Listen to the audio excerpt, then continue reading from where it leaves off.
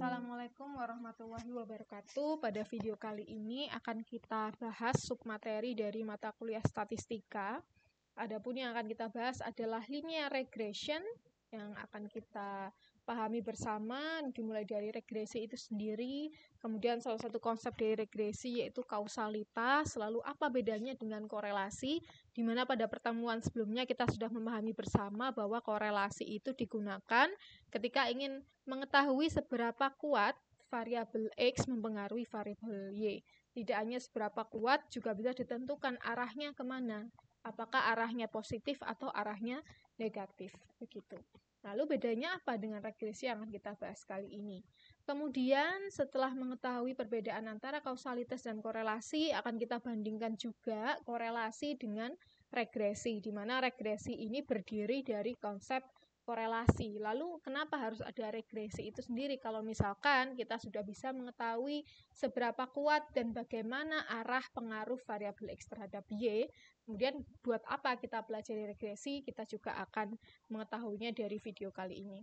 Kemudian yang terakhir adalah signifikansi dari regresi itu sendiri.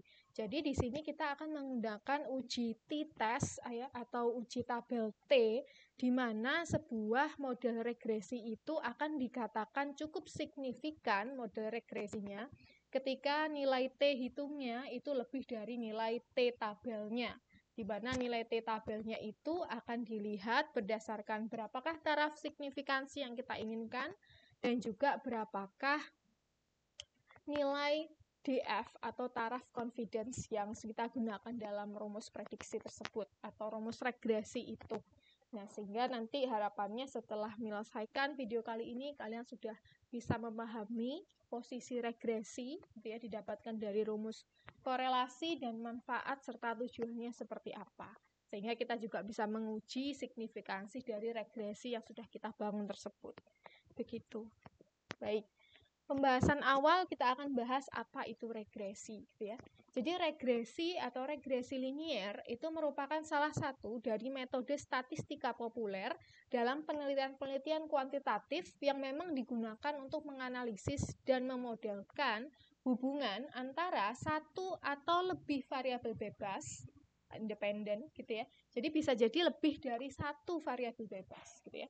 Terhadap apa? Terhadap satu buah variabel terikat atau dependen. Nah, yang akan kita bahas kali ini adalah regresi linier sederhana, yaitu satu variabel bebas yang mengikat satu variabel dependen. Jika kalian ingin mempelajari lebih dari satu variabel bebas, maka kalian bisa mempelajari yang namanya multiple linear regression. Nah, sebelum kita ke sana, harus kita pahami dulu regresi sederhana itu seperti apa. Nah, kemudian dalam regresi linier, hubungan antara variabel-variabel yang sudah kita sebutkan tadi, itu diasumsikan berbentuk sebuah garis lurus. Jadi kalau digambarkan seperti ini ya, jadi linier itu kan artinya garis yang lurus, gitu ya. Sehingga misalkan kita gambarkan dalam grafik dua dimensi, ada grafik X terhadap Y, begitu ya, grafik X terhadap Y, di mana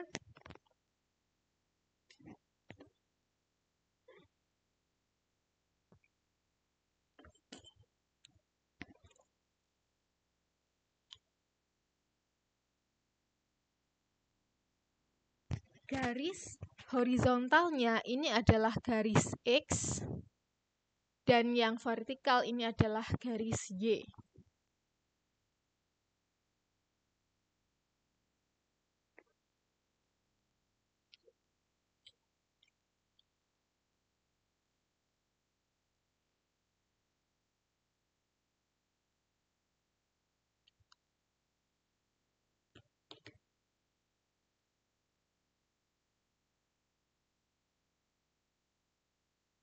Kemudian ketika kita tarik garis lurus X terhadap Y akan membentuk sebuah garis lurus yang disebut dengan regresi linier. Bagaimana kita bisa membentuk sebuah garis lurus ini? Garis lurus ini itu bisa kita bentuk menggunakan rumus regresi linier, yaitu Y adalah M dikali X plus C, di mana Y itu adalah nilai variabel terikatnya yang akan kita gambar garisnya terhadap M itu adalah slope atau gradien di mana M ini menggambarkan range ya atau perubahan nilai X ketika, perubahan nilai Y ketika nilai X itu bertambah. Seperti itu. Nah, kemudian ada juga nilai C. Nilai C ini adalah nilai intercept, di mana berapakah nilai Y ketika X itu sama dengan 0. Seperti itu. Nah, model ini itu tidak hanya memungkinkan peneliti untuk mengetahui arah dan kekuatan dari pengaruh variabel bebas terhadap variabel terikat, tetapi juga untuk melakukan prediksi nilai variabel terikat berdasarkan nilai-nilai variabel bebas. Misalnya, pada pertemuan sebelumnya sudah kita pelajari tentang korelasi, di mana korelasi ini bisa memperlihatkan seberapa kuat dan arah dari perubahan variabel Y terhadap variabel X. Akan tetapi, satuannya tidak bisa kita samakan. Misalkan, pada studi kasus kemarin, ada arah positif antara nilai jam belajar dengan prestasi mahasiswa, gitu ya. Dan bisa digambarkan dengan koefisien korelasi R-nya, ya, nilai R-nya itu sebesar 0,8. Nah, akan tetapi dari nilai 0,8 itu belum tentu maksudnya ketika ditambah 1 jam pelajaran, maka IPK-nya atau IP-nya akan naik sebesar 0,8. Tidak seperti itu. Gitu ya. Nah, bagaimana kalau kita ingin melakukan seperti itu, gitu ya, yaitu kita bisa menggunakan yang namanya prediksi, menggunakan regresi linier. Sehingga nanti satuannya itu akan kita normalisasikan, sehingga rumus model Y adalah MX plus C ini bisa digunakan untuk setiap X yang diketahui. Gitu. Sehingga di sini adalah pengembangan dari rumus korelasi yang pernah kita pelajari di pertemuan sebelumnya. Ya. Nah, kemudian regresi linier ini juga sering diterapkan dalam berbagai bidang, termasuk bidang ekonomi, pendidikan, kesehatan, dan lebih banyak di bidang informatika gitu ya, terutama untuk data science dan prediksi data berbasis tren. Nah, teknik analisis regresi banyak digunakan dalam penelitian berbagai kasus yang pendekatannya kuantitatif dan memiliki hubungan kausalitas antara variabel penelitian. Nah, apa itu kausalitas? Akan kita bahas. Nah, pada pertemuan sebelumnya sudah kita selesaikan pemahaman tentang korelasi, di mana korelasi itu adalah hubungan atau keterkaitan antara dua variabel, ya. Jika satu variabel berubah, variabel lain juga cenderung berubah. Bisa naik, bisa turun. Nilai R itu bisa menuju ke 1 dan bisa menuju min 1. Gitu. Nah, sehingga namun di sini ya, korelasi itu tidak berarti satu variabel menyebabkan perubahan pada yang lainnya. Nah, itu yang saya maksudkan tadi, ketika nilai R-nya 0,8, maka belum tentu misalkan terjadi peningkatan jam belajar 1 jam, maka akan ada peningkatan sebesar 0,8. Tidak begitu ya, karena korelasi hanya melihat arah dan kekuatannya. Nah, kemudian bagaimana dengan regresi? Regresi itu menganut konsep kausalitas, di mana kausalitas itu menunjukkan bahwa satu variabel itu pasti menyebabkan perubahan pada variabel lain dan memiliki bukti yang telah diuji. Contoh misalkan ya, kasus yang sebelumnya, jumlah jam belajar memiliki korelasi dengan prestasi mahasiswa. Namun, bisa jadi ini hanya korelasi karena ada faktor lain yang dapat menyebabkan peningkatan prestasi mahasiswa, seperti ada IQ, motivasi, kesehatan mental, lingkungan, dan lain sebagainya. Sehingga misalkan kalau kita sudah melakukan penelitian korelasi, oh ternyata data ini berkorelasi sebanyak 0,8, begitu ya. Tetapi ketika diuji kembali, belum tentu ya mahasiswa yang memiliki IQ yang berbeda dengan jam belajar yang sama itu akan memiliki nilai prestasi yang sama. Karena itu tadi ada faktor-faktor lainnya yang mendukung berapa variabel X dapat mengubah variabel Y. Nah, ini namanya adalah korelasi. Tetapi kalau memang misalkan sudah ada ketentuannya gitu ya. Jika memang sudah diuji mahasiswa yang memiliki kondisi IQ dan faktor lain yang sama. Misalkan di sini akan dilakukan sebuah pengujian gitu ya. Apakah memang benar jam belajar akan meningkatkan prestasi mahasiswa? Berarti faktor-faktor lain yang saya sebutkan tadi dari pengujian itu harus memiliki parameter yang sama. misalkan dua orang mahasiswa gitu ya, memiliki IQ yang sama, jadi sudah dites IQ terlebih dahulu, kemudian kondisi belajarnya sudah disamakan, begitu ya, lingkungan dan lain sebagainya. Kemudian mereka diuji, disuruh belajar dengan jam yang sama, kemudian akan dites, begitu ya, apakah hasilnya akan sama. Sehingga persepsinya ketika semua sumber dayanya sama, mulai dari IQ-nya, lingkungannya, jam belajarnya, maka otomatis hasil prestasi akademiknya harusnya sama. Nah, jika itu demikian, maka ini disebut dengan kausalitas. Gitu ya. Sehingga bisa dilihat perbedaannya antara korelasi yang mana hanya menyatakan seberapa kuat dan arahnya positif atau negatif, dengan kausalitas yang benar-benar dia satuannya bisa diuji. Jadi misalkan di kausalitas itu didapatkan nilai regresinya, misalkan setiap 1 jam belajar, pertambahan 1 jam belajar akan meningkatkan 5 poin IPK mahasiswa misalkan. Maka itu bisa digunakan secara gradually itu ya, untuk memprediksi ketika ada jam tertentu ya, maka prestasinya berapa. Nah, itulah beda konsep antara kausalitas dengan korelasi. Contoh lainnya, misalkan jumlah es krim yang terjual dan jumlah orang tenggelam di pantai itu meningkat bersama-sama saat musim panas. Jadi kalau misalkan kita memiliki data penjualan es krim dan juga data jumlah orang yang tenggelam di pantai, itu saling berkorelasi satu sama lainnya. Artinya ketika peningkatan jumlah es krim terjadi, maka peningkatan jumlah orang yang tenggelam di pantai itu juga terjadi, meningkat bersamaan. Nah, dalam kasus ini, itu disebut korelasi atau kausalitas. Ya. Jadi, kasus ini itu disebut dengan korelasi. Jadi, keduanya berkorelasi, tapi tidak saling menyebabkan. Ya. Sehingga jika kita hanya melihat data dan menemukan nilai koefisien korelasinya yang mendekati 1, maka kita bisa menyatakan bahwa kedua variabel tersebut berkorelasi. Namun secara logika saja ya, kita bayangkan bahwasanya penjualan es krim itu pasti tidak ada hubungannya dengan jumlah orang yang tenggelam. Dan juga orang yang tenggelam tidak menyebabkan orang banyak beli es krim. Gitu. Sehingga dari data itu terbukti berkorelasi, tetapi itu ada faktor-faktor lainnya. Sehingga misalkan hubungan itu cuma kebetulan terjadi bersamaan, karena ada faktor ketiga yang menjadi penyebab keduanya. Nah, faktor ketiga dari kondisi tersebut itu disebut dengan confounding variable. Nah, yang dalam hal ini itu adalah variabel musim panas. Ya. Sehingga saat musim panas, itu kan orang akan cenderung beli es krim, dan orang juga akan cenderung pergi ke pantai untuk berenang. Sehingga resiko orang tenggelam itu juga akan meningkat.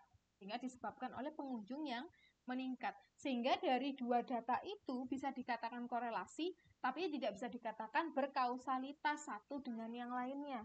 Karena ada confounding variabel tadi yang mempengaruhi jumlah peningkatan penjualan es krim dan jumlah peningkatan orang yang tenggelam di pantai. Itu karena jumlah pengunjungnya meningkat saja karena musim panas. Gitu. Sehingga saya harap dari contoh ini bisa memberikan pemahaman begitu ya, bedanya antara korelasi dan kausalitas. Baik. Nah, kemudian ya, regresi linier itu dibangun berdasarkan hubungan korelatif dengan mencari garis terbaik, line of best fit, yang bisa memprediksi nilai Y berdasarkan nilai X. Sehingga regresi menggunakan korelasi sebagai dasar untuk membentuk model matematisnya. Jadi, karena kausalitas itu tidak sama dengan korelasi, namun kausalitas juga mengambil konsep dari korelasi kemudian dimodifikasi sama kausalitas itu. Dengan cara apa? Dengan cara seperti ini. Sehingga misalkan korelasi R, itu kita sudah tahu rumus korelasi Pearson, ya seperti ini. Nah, regresi menggunakan rumus R korelasi itu untuk membentuk slope-nya. Jadi slope gradien M tadi itu digunakan rumus yaitu R dikali dengan standar deviasi Y dibagi dengan standar deviasi X. Gitu ya. Sehingga rumus korelasi digunakan dalam menghitung gradien atau slope terjadi berapa peningkatan ya terhadap nilai Y ketika nilai X itu ditambahkan. Jadi ketika X-nya 1, Y-nya 2. Ketika X-nya 2, Y-nya 3, dan seterusnya misalkan. Nah, itu nilai M-nya berapa? Nah, nilai M itu dapat diketahui dari korelasinya R, ya, yang kita bisa dapatkan dari rumus korelasi, dikalikan dengan standar deviasi Y, ya, jadi dari variabel dependennya, itu kita hitung standar deviasinya, dibagi dengan standar deviasi dari variabel independennya.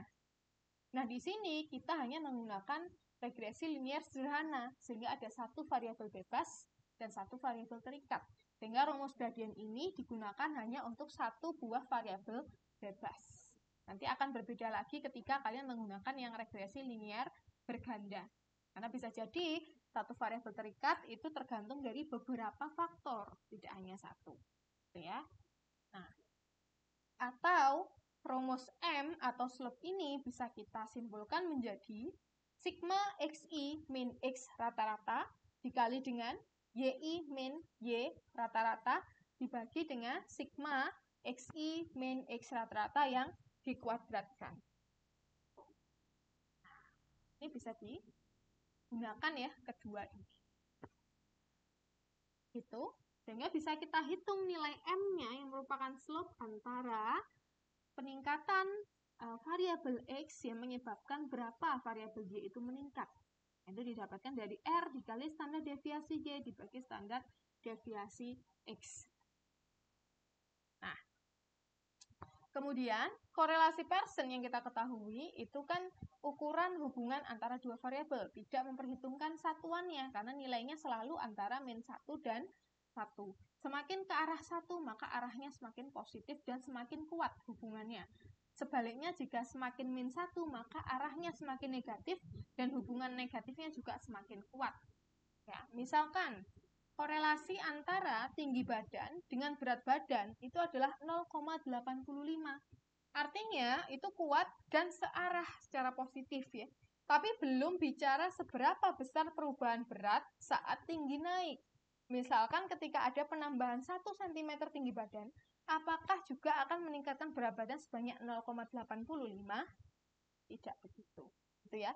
Itu hanya menggambarkan seberapa kuat dan arahnya saja. Nah, tetapi kalau misalkan kita pengen tahu, misalkan ditambah tinggi badannya 1 cm, maka berat badannya nambah berapa?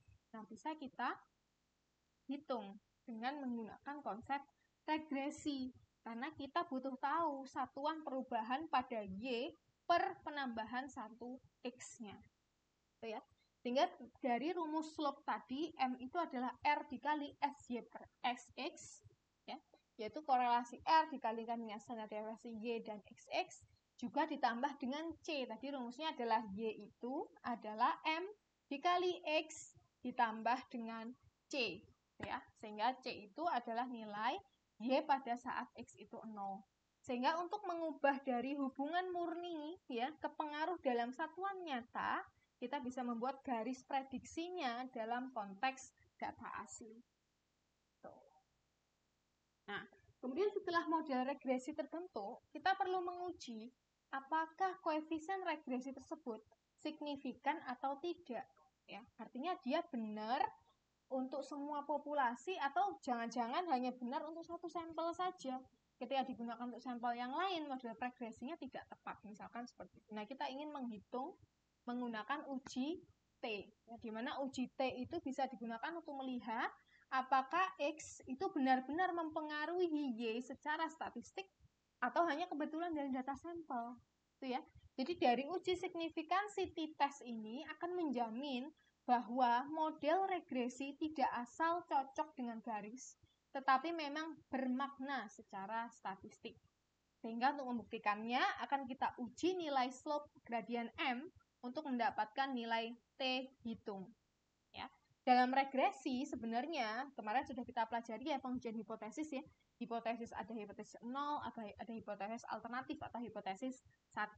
Nah, di dalam regresi hipotesis 0 itu adalah ketika M atau slope-nya itu 0. Artinya apa? Ketika kita kembali ke gambar grafik tadi, ketika nilai M-nya 0, maka garisnya itu hanya akan stagnan, lurus saja. Garisnya lurus, tidak menaik, tidak menurun.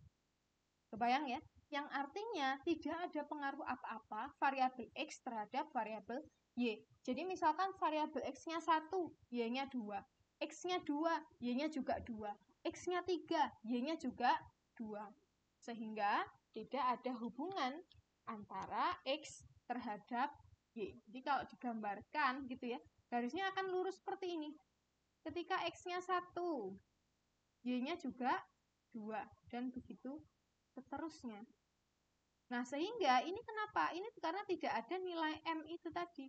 M-nya adalah 0 gradiennya. Jadi kalau misalkan dia naik gitu ya, sehingga di sini kan ada range gitu ya, yang bisa dihitung menggunakan rumus gradien tadi.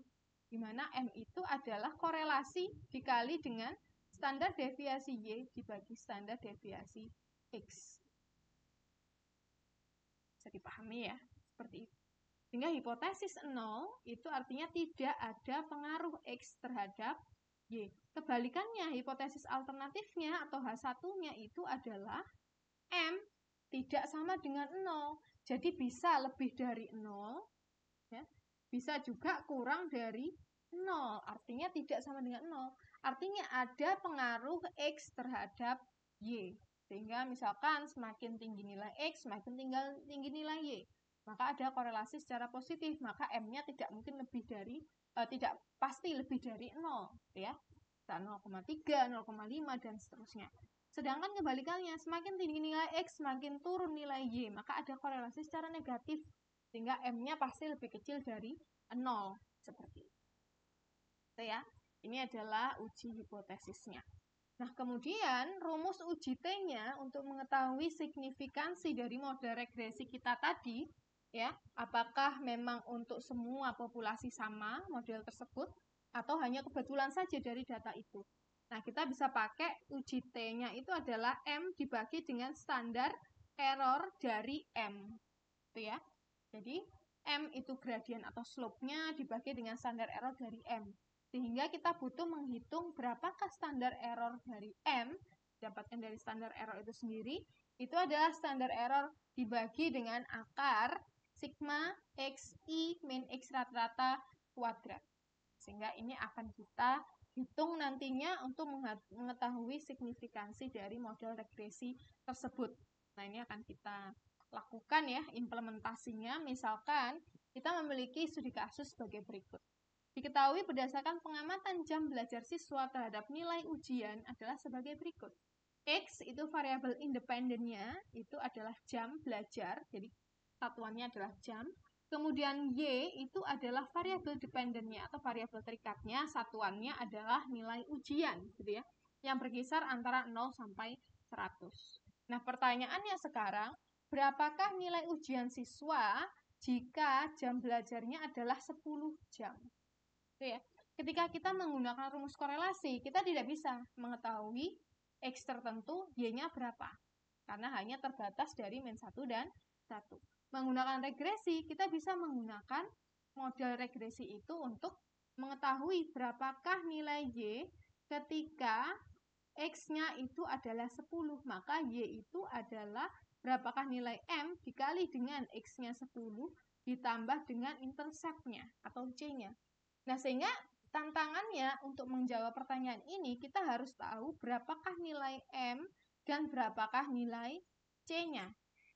Nilai M tadi dapat dikatakan adalah R atau rumus korelasi Pearson ya, dikali dengan standar deviasi Y dibagi standar deviasi X. Masih ingat kan ya rumus standar deviasi? Nah, kita akan implementasikan nanti. Nah, kemudian nilai C itu berapa berarti? Nah, karena Y adalah MX plus C, maka Y itu adalah Y min MX rata-rata. Gitu ya. Sehingga nilai intercept berapakah nilai Y ketika X itu 0? Maka ini tinggal disubstitusikan ya, kita geser begitu ya. Y C adalah Y dikurangi gitu ya. MX seperti itu. Nah, X yang digunakan itu adalah X rata-ratanya, sehingga nanti kita rata-ratakan X-nya berapa. Sehingga bisa kita ketahui Y itu adalah C itu adalah Y dikurangi dengan M X rata-rata. Sehingga langkah pertama tentunya harus kita hitung dulu berapakah M-nya. Setelah M diketahui, kita hitung X rata-ratanya ya, untuk kita bisa mengetahui nilai C-nya. Ya. Oke. Nah, kemudian tentukan model regresi yang dapat dibuat dari data tersebut. Sehingga untuk mengetahui nilai 10 jam itu berapa nilai ujiannya, otomatis kita akan mendapatkan rumus model regresinya. Ya, berapakah nilai M dan berapakah nilai C-nya. Seperti itu. Kemudian yang terakhir, uji signifikansi dari model regresi tersebut. Akan kita buktikan apakah model regresinya itu signifikan atau tidak. Nah, bagaimana bisa membuktikan ini signifikan atau tidak? Kita nanti akan menggunakan t-test untuk mengetahui nilai T. Ya. Apabila nilai T itu lebih besar dari nilai T tabel, nah, nilai T tabel itu seperti apa? Jadi, nilai T tabel itu sudah ditetapkan ya, berdasarkan taraf signifikansi yang kita perlukan. Misalkan saya mau signifikansinya 5%. Artinya saya menolerir kesalahan sebanyak 5%. Bisa juga kurang dari itu, bisa juga lebih dari itu. Kemudian dilihat dari dengan taraf confidence-nya atau DF-nya. DF itu adalah N dikurangi 2. N itu jumlah datanya, ya kan? Dikurangi 2. Kenapa dikurangi 2? Karena dalam kasus regresi ini kita menggunakan dua parameter, yaitu nilai slope atau M dan nilai C atau intercept-nya. Sehingga kalau misalkan kita menggunakan model-model yang lain, ingin kita ukur signifikansinya, kita lihat dulu berapa jumlah parameternya. Gitu ya. Oke, lanjut. Langkah pertama, ya, sesuai kesepakatan tadi, kita harus hitung dulu berapa nilai gradiennya. Ya. Nah, sehingga pertama, kita cari nilai korelasinya dulu. R, ya, menggunakan rumus Pearson, di mana di situ X-nya mulai dari 2, 3, 5, 7, dan 9, sehingga N jumlahnya itu adalah 5, ya, ini 5 ya. Kemudian sigma X dikali Y.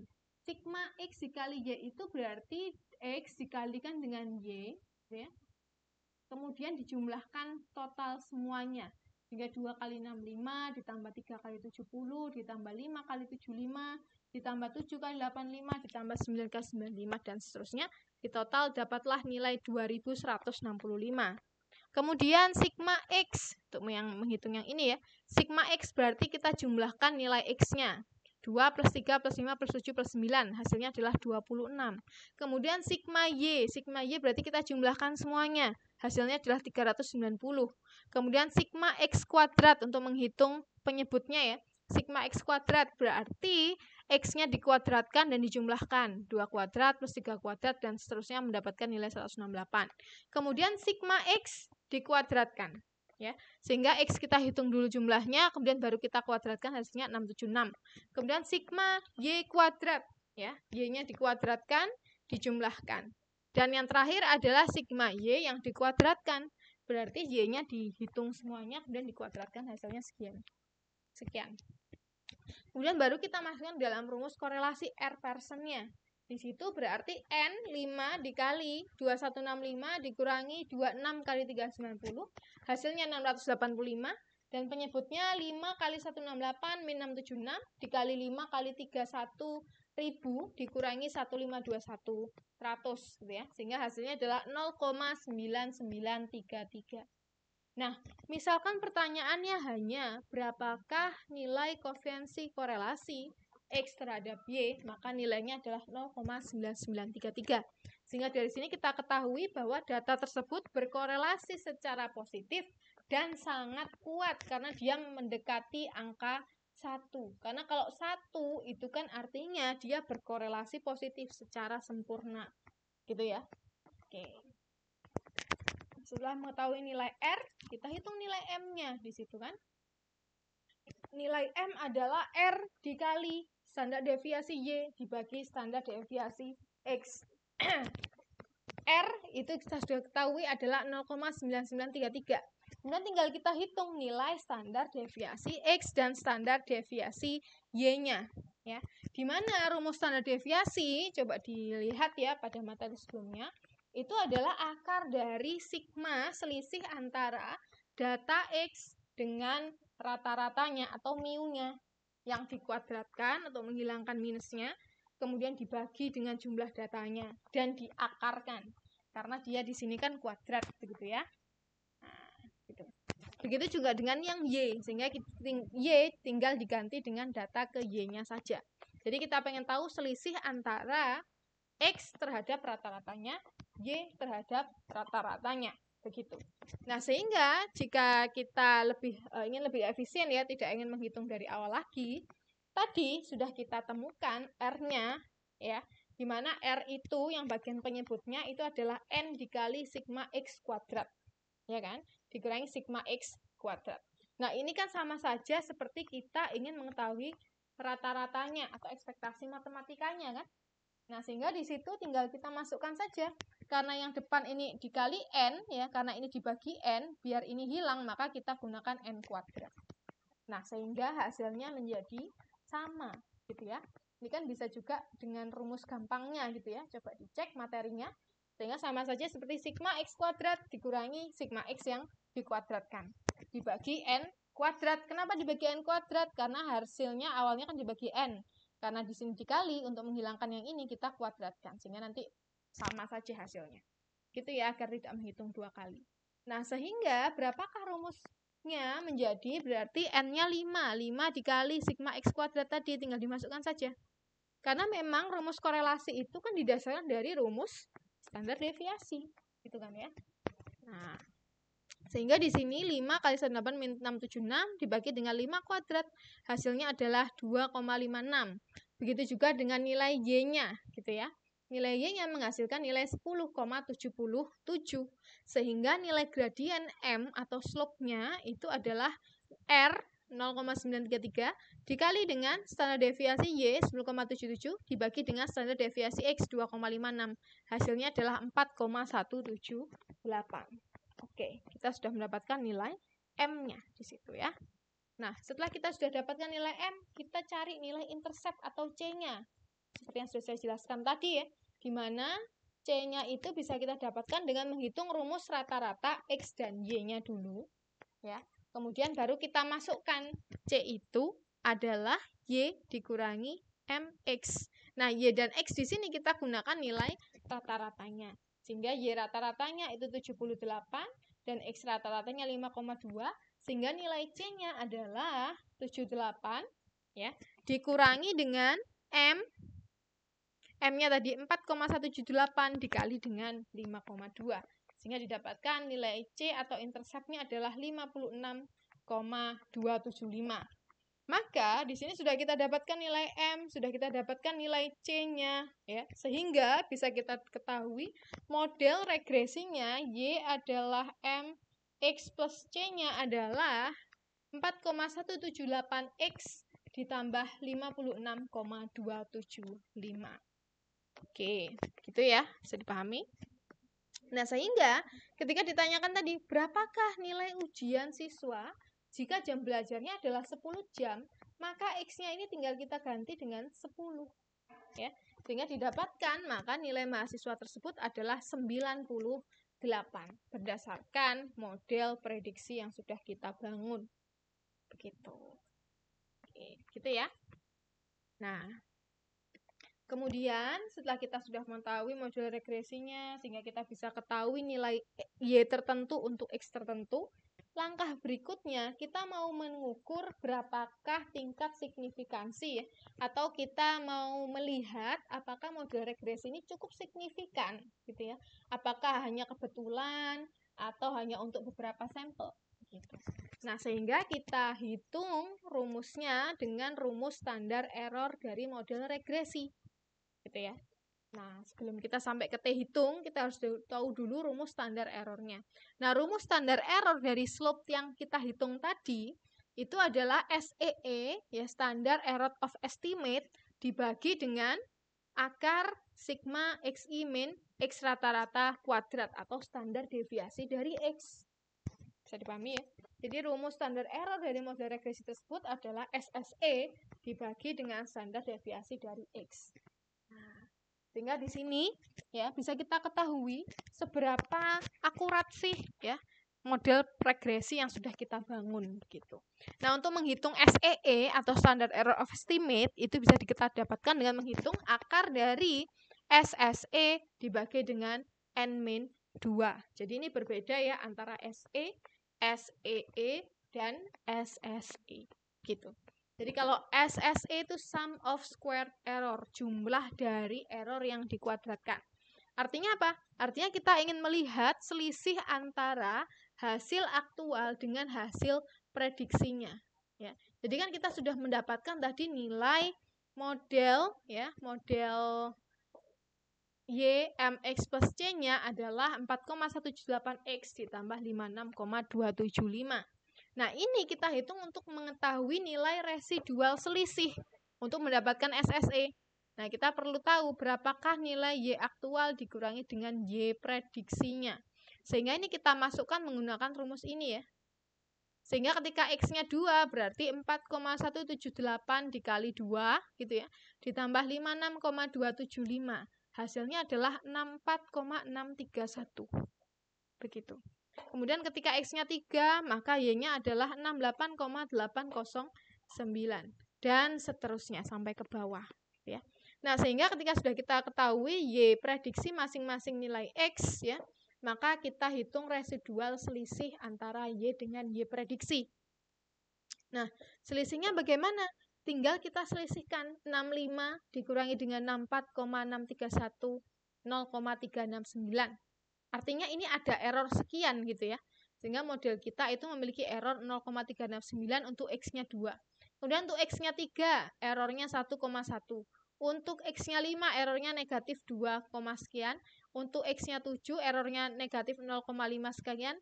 Dan untuk X-nya 9, errornya 1,1 sekian. Nah, sehingga nanti akan kita coba untuk merata-ratakan untuk mendapatkan nilai dari sum of squared error. Ya. Sehingga nanti akan kita kuadratkan dulu. Ya, akan kita kuadratkan agar yang negatif ini menjadi absolut gitu ya. Kemudian nanti didapatkan sum of squared error. Nah, kemudian sedikit info untuk menghitung standard error of estimate itu kita menghitung dengan akar SSE dibagi dengan N-2. Kenapa rumusnya N-2? Karena N-2 ini berdasarkan jumlah derajat kebebasan. Ya. Di mana N itu jumlah datanya dan 2 itu adalah jumlah parameter yang kita gunakan. Dalam regresi kita menggunakan ada 2 parameter, ada slope M dan intercept C. Nah, sehingga rumusnya N-2. Seperti itu. Oke. Kembali lagi, setelah kita mendapatkan seluruh residual errornya, maka kita hitung sum of squared errornya. Sehingga tadi hasil selisihnya kita kuadratkan, kemudian kita jumlahkan semuanya satu persatu, sehingga didapatkan, jika dibulatkan, nilai sum of squared errornya adalah 7,77. Oke, kemudian baru kita dapatkan standar error of estimate-nya, itu adalah akar dari sum of squared error dibagi dengan N-2. Sehingga menjadi rumusnya adalah 1,609. Ya, ini adalah standar error of estimate atau estimasi standar dari error residual, alias rata-rata seberapa meleset prediksi kita dari data asli. Jadi setelah kita ketahui tadi ada yang meleset negatif 2, ada yang meleset 1, ada yang meleset 0, sekian. Nah, rata-ratanya prediksi kita itu akan meleset sebanyak 1,609. Bisa secara positif, bisa juga secara negatif. Bisa dipahami ya? Nah, seperti itu. Nah, sehingga kita ingin menghitung standar errornya, bukan estimate gitu ya, maka standar errornya itu didapatkan dari standar error of estimate dibagi dengan standar deviasi dari X. Sehingga di sini SEE-nya 1,609 dibagi dengan standar deviasi X tadi sudah kita hitung gitu ya. Standar deviasi X-nya yaitu sekitar 32,8. Sehingga kita masukkan saja di situ, atau kalau mau dihitung lagi caranya seperti ini ya. X rata-rata, kemudian XI min X rata-rata dikuadratkan, berarti 2 dikurangi dengan rata-ratanya. Rata-ratanya tadi 5,2. Ditambah dengan 3 dikurangi dengan rata-ratanya 5,2 dan seterusnya dijumlahkan. Nah, itu dapat standar deviasi X, yaitu 32,8. Nah, itu dimasukkan ke dalam standar error M atau gradiennya, sehingga didapatkan di sini totalnya adalah 0,281. Nah, sehingga berdasarkan rumus standar error ini, gitu ya, itu akan bisa kita hitung nilai signifikansi T hitungnya. Ya. Oke. Nah, signifikansi menggunakan uji T. T hitung, itu dapat dihitung dengan gradien M-nya atau slope-nya dibagi dengan standar error dari slope tersebut. Gradiennya tadi atau slope-nya kita ketahui 4,18 dibagi dengan standar error dari slope itu yaitu 0,281. Sehingga kita dapatkan nilai T hitungnya adalah 14,87. Nah, kemudian seperti yang saya bilang sebelumnya, untuk mengetahui signifikansi model regresi, akan kita bandingkan dengan nilai T tabel. Jadi nilai T hitung ini akan kita bandingkan, gitu ya. Nilai T tabel ya, itu didasarkan dari nilai DF, degrees of freedom, derajat kebebasan. Jadi N jumlah datanya berapa dikurangi dengan parameter yang digunakan, sehingga di sini DF-nya kita gunakan 3, ya kan? Kemudian taraf signifikansi yang diinginkan. Saya menolerir kesalahan sebesar 5% misalkan. Artinya saya 95% percaya model regresi ini, gitu kan? Dan berarti kita menggunakan significance levelnya 0,05. Nah, sehingga di situ kita cari yang degree DF-nya 3 dan 0,05. Nilai T tabelnya itu adalah 3,182. Ya, sehingga ini yang akan kita bandingkan. Nah, kemudian T tabel secara lengkap dapat diunduh di sini. Jadi nanti saya share materi ini di LMS, silahkan di download gitu ya. Sehingga ini diklik, kita akan tahu di situ ya. Nilai berapa T tabel tertentu dengan DF tertentu gitu ya. Dan juga taraf signifikansi level yang berbeda-beda. Seperti itu. Jadi silahkan dipakai untuk studi kasus, untuk project, dan lain sebagainya. Nah, kemudian saya ingin mengingatkan kembali, sebenarnya di mata kuliah statistika di pertemuan terakhir, kita sudah bahas ada pengujian hipotesis. Di situ ada arah ujinya. Ada 1 arah, ada 2 arah. Nah, di sini kita menggunakan yang two-tailed test atau tes dengan 2 arah. Bedanya apa? Ini saya mengingatkan kembali ya. Jadi kalau uji 1 arah atau one tail test itu kita gunakan untuk mengetahui apakah hubungan hanya terjadi ke 1 arah saja. Apakah arah positif atau arah negatif. Sehingga ketika kita rumuskan hipotesisnya, ketika kita hanya tertarik jika M mengarah hubungannya negatif, maka hipotesis nolnya adalah ketika tidak ada hubungan secara negatif, artinya M itu lebih besar dari sama dengan 0, tetapi H1, hal alternatifnya itu ketika M kurang dari 0, maka hipotesis 0 ditolak dan artinya ada hubungan secara negatif. Kalau digambarkan misalnya dalam grafik ini, gitu ya, ini daerah penerimaannya itu adalah ketika kurang dari 0, gitu ya, dan daerah penolakannya ketika dia lebih dari 0, misalnya seperti itu. Nah, kemudian sebaliknya, kalau misalkan hanya tertarik jika slope-nya positif, hanya lihat dari sisi positif, maka H0 itu ketika dia kurang dari sama dengan 0, artinya H0 itu tidak ada hubungan secara positif, dan H1, H alternatif, ada hubungan secara positif, yaitu ketika M-nya itu lebih dari 0. Seperti itu ya. Nah, sehingga di sini A atau alfa itu taraf signifikansi kesalahan yang ditolerir, misalnya 5%, dan 1 min A itu derajat kepercayaannya. Artinya jika A itu 5%, maka confidence levelnya adalah 95%. Maka kita bisa menyatakan saya 95% percaya bahwa model ini benar, misalnya kayak gitu. Ya. Oke. Kemudian kalau two-tailed test uji 2 arah, itu kita ingin mengetahui apakah ada perbedaan tanpa peduli arah perbedaannya. Artinya apakah ini mempengaruhi? Kita nggak tahu kan ya, pengaruhnya positif atau negatif. Daripada kita buat satu persatu, ya langsung aja kita pakai 2 arah. Begitu ya. Sehingga hipotesisnya adalah tidak ada hubungan antara X dan Y, hipotesis 0. Ya. Dan hipotesis alternatifnya ada hubungan baik positif maupun negatif. Nah, sehingga pada kasus regresi, kita ingin membuka kemungkinan ya, hasil regresi itu bisa positif, bisa negatif, asalkan tidak sama dengan 0. Jadi kalau kita gambarkan tadi, nilai M-nya itu ya, kalau dia sama dengan 0, maka kan garisnya akan lurus begitu saja. Tidak ada kenaikan dan tidak ada penurunan. Begitu. Ya, sehingga dalam kasus prediksi ini, dalam regresi ini, kita gunakan yang uji dua arah. Gitu ya. Baik, kembali lagi. Tadi kita sudah hitung, nilai T hitungnya adalah 14,87. Dengan nilai T tabel untuk uji dua arah dan signifikansi 5%, serta DF adalah 3, nilai T tabelnya tadi adalah 3,182. Maka kesimpulannya, jika T hitung lebih besar dari T tabel, maka model itu dikatakan signifikan. Itu ya. Sehingga T hitungnya kan 14,87, dia lebih besar dari 3,182, maka model ini signifikan. Ya. Artinya hipotesis 0 ditolak karena ada hubungan antara X dengan Y. Ya. Tetapi jika sebaliknya, jika T hitung lebih kecil dari T tabel, maka H0 tidak bisa ditolak. Artinya H0 diterima. Artinya tidak ada hubungan antara X dengan Y. Jadi model tadi itu tidak signifikan. Oke, seperti itu. Saya harap bisa dipahami.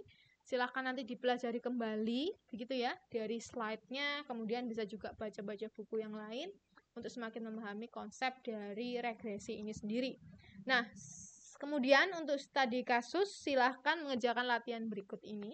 Jadi seorang peneliti ingin mengetahui apakah besar modal awal mempengaruhi laba bersih per bulan dari usaha kecil atau UMKM. Ia mengumpulkan data dari 5 pelaku UMKM berikut. Jadi ada modal awal dalam juta rupiah dan ada laba bersih per bulan juga dalam juta rupiah. Pertanyaannya yang pertama, hitung koefisien korelasi R antara modal awal dan laba bersih. Jadi menggunakan korelasi Pearson gitu ya. Apakah hubungan antara keduanya kuat atau tidak? Kemudian hitung persamaan regresi linearnya. Setelah itu berapakah laba yang diprediksi jika seorang pelaku UMKM memulai dengan modal 15 juta? Ya. Kemudian yang terakhir, lakukan uji T untuk mengetahui apakah koefisien regresi itu signifikan atau tidak. Gunakan alfanya 0,05 dan hitungkan T hitungnya dan bandingkan juga dengan T tabelnya.